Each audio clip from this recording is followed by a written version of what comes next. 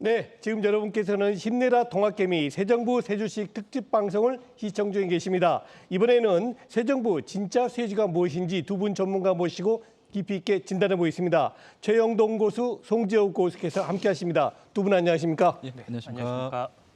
자, 먼저 최영동 고수께 여쭤보겠습니다. 방금 정권에서도 이야기가 있었습니다만 대통령 당선인 결정 이후에 금융업종 그리고 에너지 섹터 굉장히 좋았거든요. 자, 2분기에도 계속 이어갈 걸로 보십니까?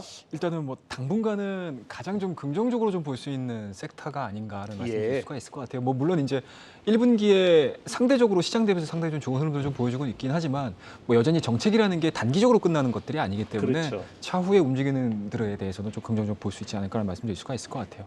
자, 일단은 에너지 쪽을 좀 보셔야 될 것 같은데요. 탈원전 정책을 좀 보시는 게 가장 좀 맞지 않나라는 말씀드릴 수가 있을 것 같습니다. 일단은 뭐 신정부 에너지 공약을 좀 보시게 되면 이 탈원전과 관련해서 법안 수정을 거치지 않고 바로 실행을 할 수 있는 상황들이기 때문에 다른 정책들 대비해서 현실화 가능성이 가장 높다라고 보시면 좋지 않을까라는 말씀드릴 수가 있을 것 같고요. 일단은 뭐 신한울 3호기와 4호기에 대한 이제 건설을 좀 재개를 하고 있는 상황들이고 원자력 발전을 통해서 뭐 신재생 에너지와 함께 탄소 중립에 대한 스토리들까지 이어질 수 있는 상황들이기 때문에 원전과 관련된 종목군들은 좀 꾸준하게 좀 관심을 좀 가져야 되지 않을까라는 말씀드릴 수가 있을 것 같습니다. 그와 더불어서 정책적인 부분도 좀 중요하긴 하겠지만 글로벌적인 트렌드도 좀 보셔야 될 것 같은데 뭐 계속적으로 지정학적 리스크가 지금 진행이 되고 있지 않습니까? 글쎄요. 그리고 유럽 쪽 같은 경우는 LNG에 대해서 너무나 큰 피해를 지금 받고 있는 상황들이기 때문에 이 탈러시아 쪽으로 놓고 봤었을 때 유럽 쪽에서 원전에 대한 관심도가 상당히 높아지고 있다는 거. 그런 측면을 놓고 보자라고 하게 되면은 국내에 뭐 원전 기술을 가지고 있는 원천 기술을 가지고 있는 기업들에 대한 관심도도 증가를 할 수 있다라고 보시면 좋을 것 같습니다. 자, 그다음에 이제 탄소 중립 쪽으로 넘어가서 좀 보셔야 될 것 같은데요. 탄소 중립은 뭐 말 그대로 탄소 중립 그 이후에 대한 스토리를 좀 보시는 게 좋을 것 같아요. 기후 대응. 기후 대응 쪽으로 놓고 보자라고 하게 되면 신재생 쪽이거든요. 뭐 태양광이나 이제 수소 쪽이라 특히 이번 주 같은 경우는 수소 에너지와 관련된 이야기들이 상당히 좀 많이 진행이 되지 않습니까? 그래서 그런 부분도 좀 체크를 좀 하셔야 될 것 같고 그다음에 이제 풍력 쪽도 마찬가지로 이번 정부에서 새롭게 에너지와 관련된 정책에서 부각이 될 가능성이 상당히 높다라는 거 말씀드리도록 하겠습니다. 자, 그다음에 이제 금융 쪽을 보셔야 되는데 금융은 딱 두 가지 정도로 우리가 좀 볼 수 있을 것 같아요. 일단은 첫 번째로는 자본시장.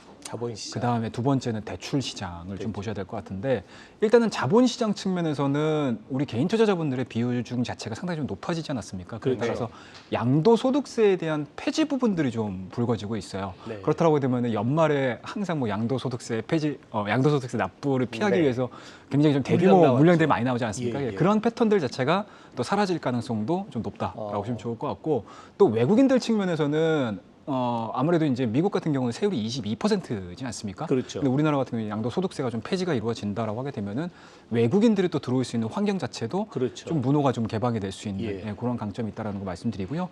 그다음에 이제 뭐 대출 쪽 같은 경우는 일단은 뭐 규제에 대한 철폐인 것 같습니다. 뭐 LTV에 대한 부분들도 제한을 좀 풀어주고 있는 상황들이기 때문에 실질적으로 금리 인상이 지속되는 과정에서 대출 총량 자체가 증가가 된다라고 하게 되면은 은행 업종에 대한 뭐 매출액 부분이라든지 뭐 수익자 마진이라든지 이런 부분들을 또 긍정적으로 해석할 수 있는 상황들이기 때문에 에너지와 금융 같은 경우는 1분기가 끝이 아니고 2분기에도 이어질 가능성이 상당히 높다라는 거 말씀 좀 드리도록 하겠습니다. 네, 다음은 송지호 교수님께 좀 여쭤보도록 할게요. 앞에 브리핑을 보니까 이 새 정부 수혜주, 정책 수혜주 에너지도 오르고 금융도 오르고 뭐 건설주 같은 경우에는 초기에 올랐다가 조금 조정하는 모습을 보이고 있는데 그러면 그 가운데서도 아직 좀 주가가 움직이지 않은 업종들도 있을 것 같아요. 좀 어떤 게 있나요? 네, 뭐 전체 시장이 대부분 지금 이제 큰 수급이 들어오지 못하다 보니까 대부분 이제 중소형주 중심에서 움직이는 것 같아요. 그래서 아직 못 올라간 섹터를 보게 되면 일단 이제 건설주가 있을 것 같아요. 대형 건설. 최근에 이런 건자재 쪽이라든지 중소형 가구주 또 그리고 시멘트주는 좀 상당히 좀 순환매하면서 상당히 좋은 흐름을 보였는데 전체적으로 외국인이라든지 이런 큰 수급에서 좀 부재하다 보니까 이 대형주 단에서 건설주 부분이 좀 움직이지 못했다. 그래서 향후에 시장이 좀 안정화되고 지금 원자재 가격이 좀 안정화된다면 충분하게 이런 이제 건설주에 대한 부분에서 관심 있게 보면 좋을 것 같아요. 특히 뭐 예를 들어서 현대건설 같은 경우에도 보시게 되면 전반적으로 지금 여러 가지 그 섹터가 연결되거든요. 소형 원전 사업도 하게 되고 또 여기에 또 풍력 사업도 하고 있습니다. 그렇다면 지금 전반적으로 유가 흐름도 좋기 때문에 이 동남아라든지 중동 국가에서 해외 수주도 긍정적이거든요. 그렇죠. 그래서 어떻게 보면 이제 국내에서 지금 그 새로운 정부에서 250만 호의 그 주택 보급 확대 전략에 따라서 아마 순차적으로 진행될 것 같고요. 여기에 대출, 방금 말씀하신 대로 대출 규제에 대한 부분도 이슈되고 양도세라든지 세금도 감면을 지금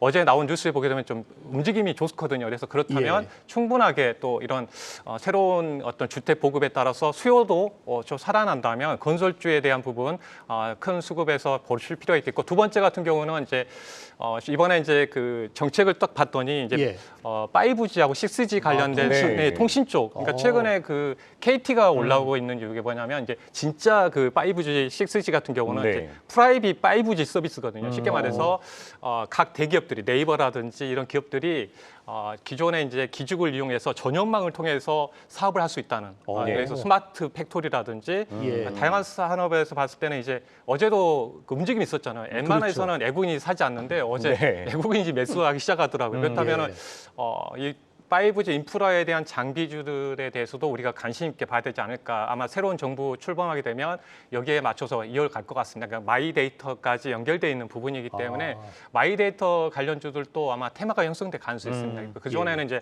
아톤이라든지 쿠콘 같은 그런 종목 움직였다면 실적이 나오는 회사들도 있거든요. 민엔지라든지 UB 벨룩스 같은 기업들은 실적이 잘 나옵니다. 그 부분도 연결 보실 필요가 있겠고, 최영도 교수님 말씀하신 대로 시장이 딱 세 가지 포인트가 있어요. 자본시장하고 에너지 정책, 각 그 정부마다. 네, 그런 부분에서 봤을 때는 아마 진짜 그 큰 흐름은 이제 에너지 정책 관련된 부분이 될 것 같아요. 아직은 원전이라는 게 있지만은 원전은 한계가 있잖아요. 한 5년이라는 시간이 있기 때문에 에너지 정책에 어떤 색깔을 보여주는가.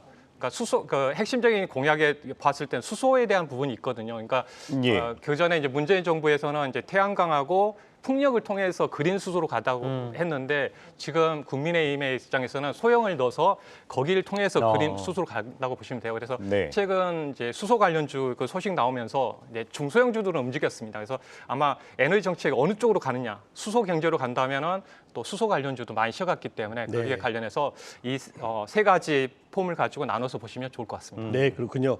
자, 이번엔 다시 또 최영동 교수께 여쭤보겠습니다. 양지가 있으면 음지가 있기 마련이죠. 이제 새 정부가 출범함에 따라서 뭐 피해라기보다는 수혜를 덜 보는 업종도 있을 것 같아요. 어떤 업종 꼽을까요? 진짜 정확한 표현이신 것 같습니다. 수혜를 덜 보고 아니면 순번에서 조금 이제 후순위로 밀리는 그런 식으로 표현하시는 게 저는 정확하게 말씀해 주신 것 같지 않나는 말씀드릴 수가 있을 것 같아요. 일단은 새롭게 신정부의 정책적인 색깔을 좀 보시는 게 저는 굉장히 좀 중요하다고 생각이 좀 들어요. 일단은 가장 지금 강조를 하고 있는 부분들이 미국과의 경제 동맹 부분이거든요. 그렇다고 되면 이제 친미 성향이라든지 아니면 첫 번째로 뭔가 우리가 교육을 하겠어 아니면 경제와 관련해 가지고 뭔가 협력 부분들을 진행을 하겠어라고 하게 되면 일단은 미국이 첫 번째로 좀 떠오르고 있는 상황들이기 때문에 과연 여기서 다른 국가와의 외교 정책들이 어떻게 전환이 이루어지고 어떤 변화들을 보여주는지에 대해서 조금은 좀 관심 있게 좀 지켜보셔야 되지 않나 말씀드릴 수가 있을 것 같고요. 그와 더불어서 또 이제 외교안보 부분들도 좀 보셔야 될 것 같아요. 그러니까요. 일단은 뭐 우리나라 그러니까 사실은 정부가 딱 들어서게 되면 모든 경제 분야에 신경을 안 쓸래 안 쓸 수 없거든요. 근데 부득이하게 뭔가 이제 의도치 않은 상황들로 인해서 경제계에 좀 영향을 미치는 경우들이 좀 있습니다. 그게 바로 저는 개인적으로는 외교안보 쪽이라고 좀 보일 수 있거든요. 그러니까 이게 만약에 미국과의 너무 좀 강한 좀 친밀도를 좀 보여준다라고 하게 되면 지금 미국과 중국과의 관계 자체가 썩 좋지는 않거든요. 그렇다고 하게 되면 아무래도 이제 우리나라 입장에서는 그 동안에는 사실은 뭐 운전자론이라든지 좀 중립적인 위치를 통해 가지고 계속적으로 이제 경제 생태계를 좀 만들어 나갔었는데 이번 정부에서 과연 이런 부분들이 좀 깨지게 되면 아무래도 이제 그 동안에 좀 말이 많았었던 중국과의 관계 쪽에서 약간은 좀 이제 어긋날 수 있는 그렇다라고 하게 되면 이제 중국 부분에 있어서 뭔가 투자 모멘텀들이 좀 강하다거나 아니면 이제 중국에 대한 소비 부분이라든지 중국에 대한 뭔가 이제 경제 부분들에 대해서 많이 포션 자체가 좀 잡혀 있는 기업들 같은 경우는 아무래도 조금 좀 시장에서 투심적인 측면에서는 조금 약점이 될 가능성이 상당히 높지 않을까 말씀드릴 수가 있을 것 같고요. 그와 더불어서 이제 대북 관련된 테마주들은 약간은 소외될 가능성이 저는 개인적으로 높다 보여. 물론 이제 뭐 미국하고 이제 북한과의 대화 창구가 또 열려가지고 우리나라에서 또 어떠한 형태로 좀 전환될지는 모르겠지만 네. 현 시점에서는 다른 섹터 대비해서 상승에 대한 운신 자체는 그렇게 크지 않은 상황들이기 때문에 일단은 사태 추이를 좀 지켜보자라는 전략 말씀 좀 드리도록 하겠습니다. 네, 그러면 송재호 교수님, 이 최근에 지금도 그렇고 이제 정책 수혜주 움직임이 나오고 있어요. 근데 또 한편으로는 또 유의해야 할 점도 있을 것 같은데 보통 이제 실적이 뒷받침되지 않으면은 또 이 수혜주가 또 주가가 올라가기에는 한계가 있다 이런 말도 나오는 것 같은데 좀 정책 수혜주 대응 전략은 어떻게 보시나요? 간단 명료한 것 같아요. 이제 말씀하신 대로 네. 결국은 나눠지거든요. 이제 길게 가는 쪽은 실적 성장주거든요. 그러니까 대기업 같은 경우에는 뭐 예를 들어서 건설주라고 해야 되면 뭐 현대건설, 뭐 DLEH라든지 그런 기업들은 이제 실적으로 수혜를 받으면서 실적에 반영되지만은 중소형주 같은 경우 특히 이제 예전에 뭐 이하공영이라든지 특수건설 같은 경우는 이제 실적은 수혜보다는 이제 기대감으로 많이 갑니다. 그러니까 같이 움직일 경우에는 이제 예상을 해보면 나눠서 볼 수가 있을 것 같아요. 그래서 이런 대형주 단에 대해서는 이제 길게 봐야 되고 네. 이런 중소형주 같은 경우 이제 특수건설이라든지 이런 그 이하공영 또 여기에 관련돼 있는 뭐 자연과 환경이라든지 이런 기업들에 대해서는 짧게 봐야 됩니다. 워낙 변동수 크기 때문에 짧게 대응할 필요가 있을 것 같고, 네. 그리고 이제 어떻게 보면 또 이제 새로운 정부가 출범하면서 재료가 좀 나올 거예요. 나오는데 이미 반영돼 있는 쪽은 있을 것 같아요. 그래서 네. 대표적으로 이제 원전 관련주 같은 경우에는 일단은 주가가 많이 올라 있거든요. 그렇죠. 작년 그 문재인 대통령이 이제 미국 방문했을 때 보게 되면 그때 소형 SMR 한다고 그래가지고 먼저 올라왔어요. 그렇기 때문에 이제 만약에 재료가 나와서 상승한다 그럴 경우에는 네. 단기 트레이딩 관점에서 대응할 좀 필요가 있겠다고 볼 수가 있고요. 또 이제 새로운 이제 장관 뭐 이렇게 뭐 국무총리 선임되게 되면 그렇죠. 이제 인맥 관련주가 움직일 것 같습니다. 그러겠죠. 네. 분명히 이제 인맥 관련주 움직일 텐데요. 또 여기에서 개인 투자원자들이 이제 좀 잘못한 부분들이 고점에서 잡을 경우가 있기 때문에 네. 가능하면은 좀 매매를 자제하시고 만약에 저점에 잡으셨다면은 상당히 이제 단기적으로 좀 대응할 필요가 있을 것 같습니다. 네, 그렇군요. 자, 그럼 지금부터는 여러분들께서 정말 궁금해하시는 시간이죠. 새 정부, 새 수혜주를 순위별로 살펴보겠습니다. 먼저 5위, 4위를 살펴보시겠습니다. 네, 5위 인성정보고요. 4위는 뭘까요?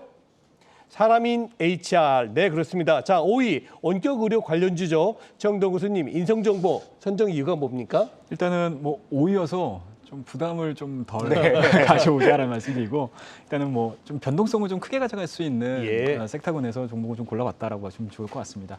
일단은 뭐 인성정보가 1차적으로 움직임이 좀 나왔습니다. 그러니까 3월달 중순에 저점 자체가 2,300원에서 지금 3,500원대까지 상당히 좀 큰 상승을 좀 보여줬었던 부분들이 좀 있었기 때문에 네. 뭐 새롭게 알려지는 이슈는 아닌 것 같고요. 그러니까 과연 이제 올해 신정부가 좀 들어서면서 이 원격 진료 시장에 대한 성장 부분들이 어떻게 좀 전개가 되는지 체크를 한번 해보자라는 의미에서 5위로 말씀 좀 드리도록 하겠습니다.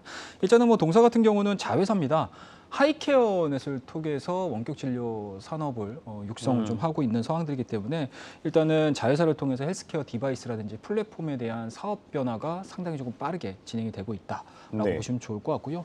뭐 경쟁적인 부분들을 좀 찾아보자라고 하게 되면은 일단은 뭐 글로벌 시장에서에 대한 제품을 지금 상용화 경험이 좀 있습니다. 네. 그리고 네. 이제 미국 쪽 같은 경우는 이제 제품 공급이라든지 뭐 이런 부분들 계속 진행을 해주고 있는 상황들이기 때문에 실질적으로 수익이 나고 있고 그리고 원격 진료에 대한 스토리들 자체를 계속적으로 이어나가고 있는 대표적인 산업이라고 보시면 좋을 것 같고요.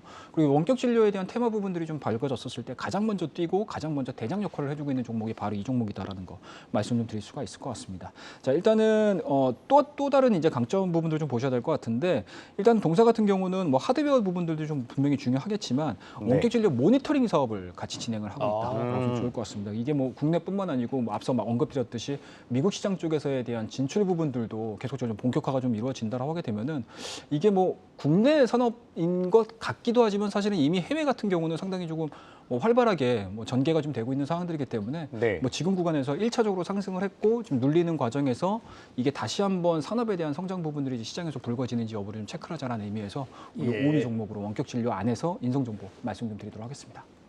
네, 다음은 4위 사람인 HR이죠. 우리나라 대표 취업 포털 운영 업체인데요. 이 일자리 정책 관련주로 꼽는다 이렇게 이야기를 하는데 송재호 교수님, 이 투자 포인트 어떻게 보면 좋을까요? 네, 일단은 이제 핵심 그 공약에서 두 번째 네. 그 코로나 다음으로 지금 일자리를 좀 하고 있는데 그렇죠. 거기에 최근 그 제가 그 새로운 정부의 그 3대 정책에서 마지막 이게 보게 되면 벤처 쪽하고 그 중소기업 육성이거든요. 결국은 네. 대부분 일자리와 연결되기 때문에 이제 이런 어떤 정책이 발표되면 이런 이제 구인 관련해서 이런 사이트 관련된 이 종목 같은 경우는 이제 사람이 이 회사에 대해서 한 주목받을 걸로 보고 있습니다. 그래서 네. 작년 4분기부터 지금 그 실적이 상당히 회복하고 있거든요. 그래서 전체적으로 보니까 한 36%대 어떤 이제 매출과 또 27%의 이익 개선세를 보이고 있기 때문에 이제 뭐 이드 코로나까지 연결된다면 일단 이런 부분에서 지금 취업률이 지금 계속 좋아지고 있거든요. 그런 예. 점에서 상당히 기대되는 부분이고 특히 이 회사가 이제 거기에 머무르면 안 되겠죠. 여기에 신규 그 수익 모델을 지금 창출해내고 있는데요. 어떻게 보면 이제 각 기업체의 그 인사 HR 담당하신 분들에 맞춰가지고 솔루션을 새롭게 개발을 해서 그분들하고 이제 그 필요한 인력들을 연결해주는 바로바로 연결해주는 서비스를 좀 추가적으로 했기 때문에 그 부분도 상당히 지금 호응이 좋습니다. 그래서 여기에 관련된 매출도 양호하고요. 최근에 그 한 개 회사를 이제 인수를 했는데요. 드라마 앤 컴퍼니라는 회사입니다. 그러니까 우리가 아는 리멤버라는 그 명함 관리 그 앱. 기억하실 네, 겁니다. 그래서 네. 거기에 있는 그 보게 되면 채용 한 350만 명이 인력이 좀 구축돼 있다고 해요, 정보가. 그래서 그게 어떻게 보면 또 그 정보입니다. 경력에 대한 그 DB를 좀 구축한 부분이 있기 때문에 네. 이 부분도 전반적으로 지금 상당히 이제 기대되고 있습니다. 그래서 이런 부분을 봤을 때는 이제 온라인 시장이 전반적으로 확대될 걸로 보고 있고 또 새로운 정부에서 중소 그 기업부터 해서 ICT까지 연결되는 그런 어떤 인력이 좀 풍부하게 좀 필요한 부분이기 때문에 여기에 100만 명이 좀 소요될 걸로 보입니다. 그래서 이 부분하고 또 이런 어떤 구인하고 연결점이 있다는 점에서 일자리 창출 관련해서 이 회사에 대해서 관심 있게 보시면 좋을 것 같습니다. 네, 그렇군요. 자, 계속해서 3위와 2위 같이 살펴보시죠. 네, 3위 한전 KPS고요. 2위는 뭘까요? 네, YN텍이군요.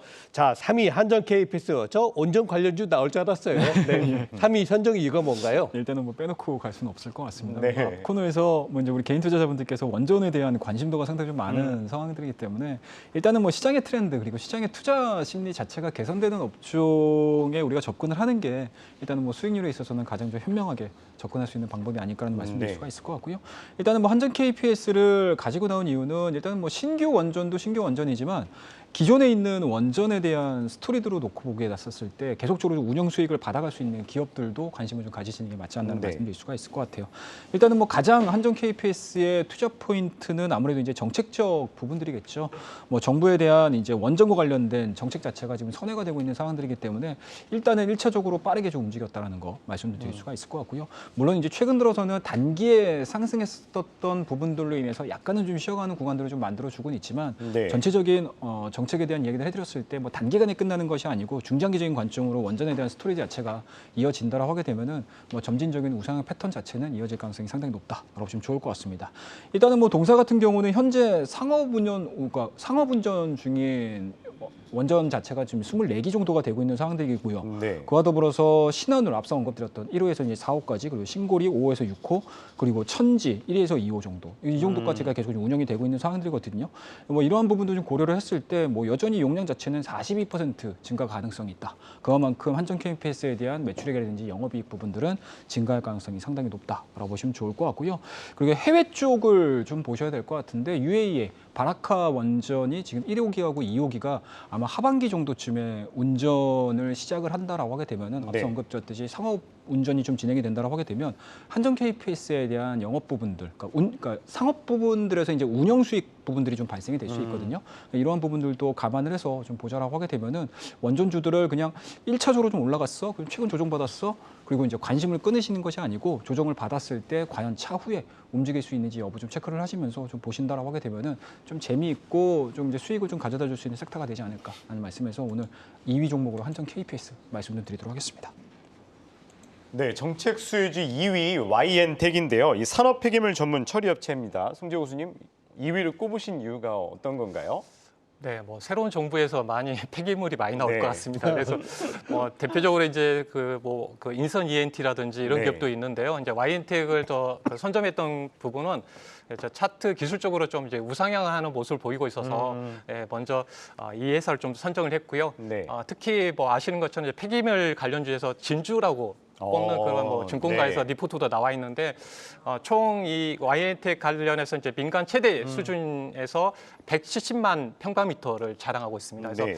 한 12년 동안 매립할 수 있는 그런 규모고요. 이 매립 그 가격 가치로만 보더라도 이 시가총액 딱 그 정도 수준입니다. 그래서 네. 근데 그 네. 부분을 본다면 상당히 저평가되어 있는 부분이고 작년에 좀 주가가 좀 주춤한 부분은 이제 소각로 부분이 좀 승인 기대했는데 소각로가 작년에 좀 늦어진 부분. 근데 올해 만약에 승인이 날 경우에는 상당히 매출이 전반적으로 성장이 확대될 것으로 보고 있습니다. 그 부분으로 봤을 때는 새로운 정부에서 이 건축 폐기물이라든지 산업 폐기물들이 많이 나올 걸로 보고 있기 때문에 그 부분에 수혜가 될 것 같고요.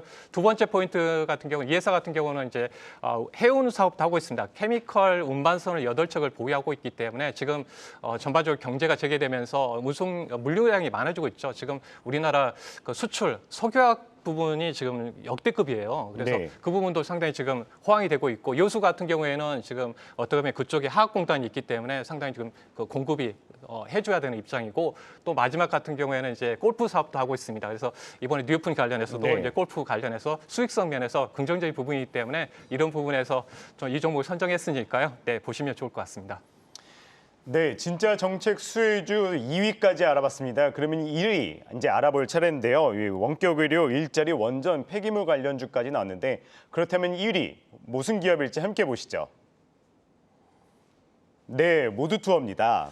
네, 마지막 1위 종목이 모두 투어인데요. 아무래도 리오프닝 기대가 굉장히 표출된 것 같습니다. 우리 모두 투어를 가야 됩니까? 가야 되지 않겠습니까?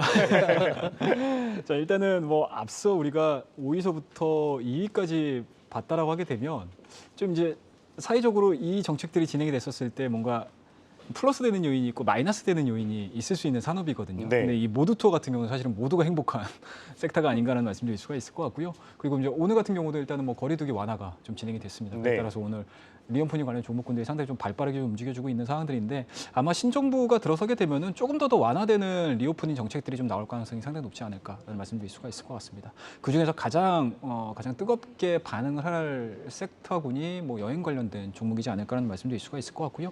뭐 그런 부분에서 보시게 되면은 뭐 모두 투어뿐만 아니고 여행업 섹터에 들어가 있는 종목군들에 대한 전반적인 관심을 좀 가져보자라고 말씀 좀 드릴 수가 있을 것 같습니다. 자, 그 중에서 모두 투어에 대한 관심도를 좀 높여볼 만한 이유들을 좀 보시게 되면 네. 일단은 뭐 동사 같은 경우는 코로나 이전에 뭐 인적 부분들에 대한 뭔가 정리가 좀 이루어졌고요. 그리고 자회사 하나 투어에 대한 부분들, 그러니까 자회사에 대한 이제 물적 부분들도 어느 정도 정리가 된 상황들이기 때문에 실질적으로 인적 물적 통한 이제 조직 슬림화가 좀 이루어졌다. 쉽게 말씀드려서 굉장히 좀 군사를 좀 많이 뺐다는 얘기겠죠. 그리고 영업적인 부분들이 정상화 이루어졌을 때 그만큼 그러니까 기존 대비해서 영업에 대한 레버리지 효과 자체가 극대화될 네. 가능성이 상당히 높기 때문에 뭐 최근 지금 보여주고 있는 리바운딩 부분들에 대해서 그렇게 크게 관여하지 마시고 오히려 횡보되는 과정에서 돌파에 대한 가능성들을 좀 보시면서 리오프닝 관련주들 좀 관심을 좀 갖자라고 말씀드리고요. 여기서 좀 한 가지 정도 더 첨언을 좀 드리자라고 하게 되면은 리오프닝에 속해 있는 모든 섹터군들이 거의 같은 방향을 보여줄 거예요. 그래서 모두 투어뿐만 아니고 리오프닝과 연관돼 있는 종목군들을 전체적으로 좀 보시게 되면은 아무래도 투자에 좀 도움이 되시지 않을까 말씀 좀 드리도록 하겠습니다. 네, 오늘은 진짜 정책 수혜주 5종목에 대해서 알아봤습니다. 지금까지 최영동, 송재호 주식장 고수였습니다. 오늘 말씀 고맙습니다. 예, 감사합니다.